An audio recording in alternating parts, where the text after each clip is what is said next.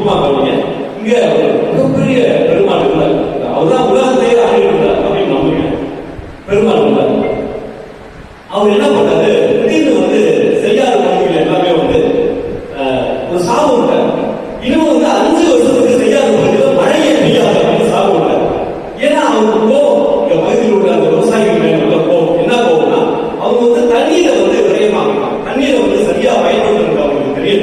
மழை பெய்யும் போது தண்ணீரை சேர்த்து வைக்கிறதுக்கு அவங்களுக்கு தெரியல, இந்த வாசகத்தை எப்படி பயன்படுத்த தெரியல. அதனால தண்ணீர் எல்லாம் அவங்க பயன்படுத்தணும். இப்போ செய்யாத ஒரு ஆறு இருக்குன்னு வச்சுக்கலாம், அந்த ஆறு போய் கடல்ல கலக்குன்னு வச்சுக்கலாம். எல்லா தண்ணியும் வச்சுக்கலாம்னு சொல்றேன். இங்க இந்த ஆறு இருக்கு, இல்ல அந்த அரசு போவாங்க, அந்த ஆறு போய் கடல்ல கலக்கணும். எல்லா தண்ணியும் போய் கடல்ல போய் அந்த தண்ணி எல்லாமே விரயமாயிடும்.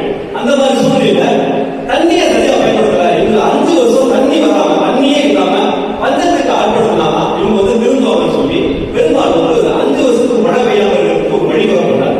என்னன்னா, பெருமாள் வந்து ஒரு சங்கு இருக்கும், அந்த சங்கை எடுத்து ஊதுனாதான் மழை பெய்யும் அப்படின்ற மாதிரி ஒரு ஐதீகம், ஒரு நம்பிக்கை, அப்படி ஒரு விஷயத்தை அவங்க முடிவு பண்ணி வச்சிருந்தாங்க. பெருமாள் சங்கை எடுத்து ஊதுவாரு, மழை பெய்யும். பெருமாள் சங்கை எடுத்து ஊதுனா மழை பெய்யாது. அவர் என்ன சொல்லிட்டாரு, அந்த கோபத்துல, விவசாயிக்கு பண்ண ஒரு கோபத்துல, நீர் மேலாண்மை அவங்களுக்கு தெரியல அப்படின்ற வருத்தத்துல, கோபத்துல அந்த சங்கை எடுத்து அவர் பெட்டிக்குள்ள, பெரிய பெட்டி, இரும்பு பெட்டிக்குள்ள வச்சு அதை நல்லா பூட்டிட்டு அது மேல படுத்து அப்படியே நிறுத்திட்டு போயிட்டார், சிறந்துட்டு போயிட்டார்.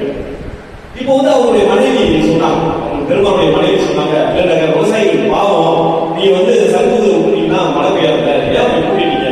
இல்ல நான் சொன்னதுதான் சத்தியம், 5 வருஷத்துக்கு சங்கம் எடுக்க மாட்டேன் அப்படின்னு சொல்லி சொல்லிட்டாரு. இப்ப வந்து செய்யாத பகுதியில் உள்ள மக்கள் எல்லாம், பக்கத்தில் உள்ள கிராமங்களில் உள்ள மக்கள் எல்லாரும் சேர்ந்து என்ன ஒரு முடிவு பண்றாங்க, பெருமாளே இந்த மாதிரி கோபப்பட்டாரு, இனிமே தண்ணி இருந்தாலும் இந்த நாட்டில் குறைக்க முடியும், இந்த ஊர்ல குறைக்க முடியுது.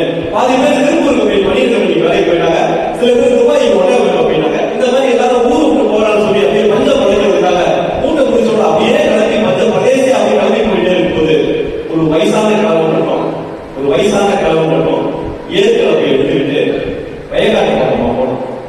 அப்ப எல்லாரும் சேர்ந்து அந்த கிழவனை பைத்தியக்காரன் பேசினாங்க.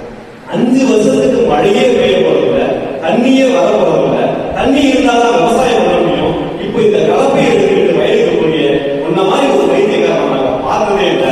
இப்ப இந்த கலப்பை எடுத்துக்கிட்டு நீ என்ன பண்ண போற, எங்களோட வந்து நான் உயிர் பொழிச்சுக்கலாம் அப்படின்னு சொல்லும்போது அந்த கிழமை சொல்றாரு, எப்பா 5 வருஷம் கழிச்சு நீங்க திரும்பி வரும்போது மழை பெய்யும், எப்படி விவசாயம் பண்றதுங்கிறத நீங்க எல்லாம் மறந்து போயிருவீங்க. அதனால இந்த கலப்பையை ஏதாவது நான் நோக்கி விடுறாங்க, ஏதோ எங்கேயாவது 4 வருஷம் தண்ணி ஊற்றுனா அதை வச்சு ஏதாவது பயிர் பண்ணிட்டு இருக்கிறாங்க. நீங்க 5 வருஷம் கழிச்சு வரும்போது விவசாயம் எப்படி பண்ணணுங்கிறத நானும் வந்து எல்லாருக்கும் வரணும் இருந்தேன். நான் ஒரு நாள் இந்த மண்ணு நோக்கிட்டு கிடையாது நம்பிக்கையோடு அப்படின்னு சொன்னேன். எனக்கு கலப்பை ஊற்றுறது மறந்து போயிரு, விவசாயம் மறந்து போயிரு, அதனால நான் ஊருக்கு வரமாட்டேன்னு சொன்னேன். இப்போ தூங்கிட்டு இருந்த பெருமாளை எழுப்பி அவருடைய மனைவி வந்து, ஐயா இதை பாருங்க, அந்த வயசானவரை பாருங்க, ஆமா அவரு லூசு மழையே பெய்யப்படும் அப்படின்னு சொல்லி அவர் வந்து வருத்தமா இருக்காரு. அது அப்படின்னு சொல்லி மனைவி சொல்லியிருக்காங்க. அவர் என்ன சொல்றாரு, 5 வருஷம்